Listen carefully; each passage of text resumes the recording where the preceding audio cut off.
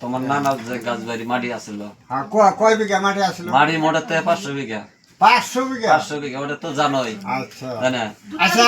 500 বিঘা মাটি যে নানা আসলো আমি শুনছি না হ্যাঁ এই মাটিগুলা যে নদীর মধ্যে গেল গা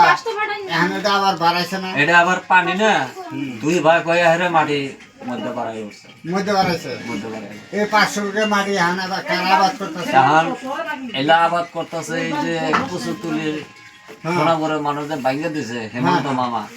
হ্যাঁ এই শালায় গাজাল বাজাইছে এই জাহেরে আমার মাটির মধ্যে জাহেরে আবাদ মোশন করতেছে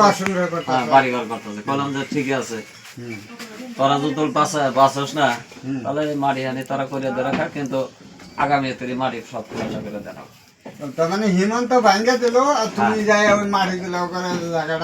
জায়গাটা দিলাম দেওয়ার পরে মানুষগুলো থাকতেছে তাতে করে কিরম মানুষ ঘর সংসার করতেছে মানুষ বাবু এখন কমসে কম 500 হবো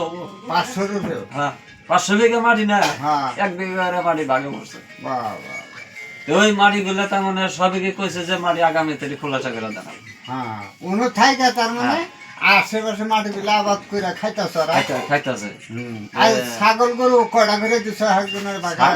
ছাগল গরু মোটাতে 300-400 করে মিলে মিলে দিছি ভেড়া কয়টা করে দিছ ভেড়ার হিসাব নাই গরু গরু মোটাতে 500 করে হবো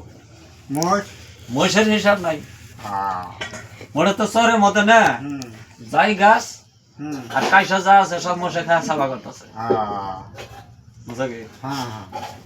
তোমার বাবার যে হিন্দি সুবিধা করে থেকে গেছিল তার থেকে তো তুমি বেশি করে দিতেছ বেশি করে মানে তার তো বেশি হইতেছে তুমি বেশি দিন লাগবে না তোমার দুজনে যাইতে দু জায়গায় মানে দু জায়গায় কাম করে আলাইছি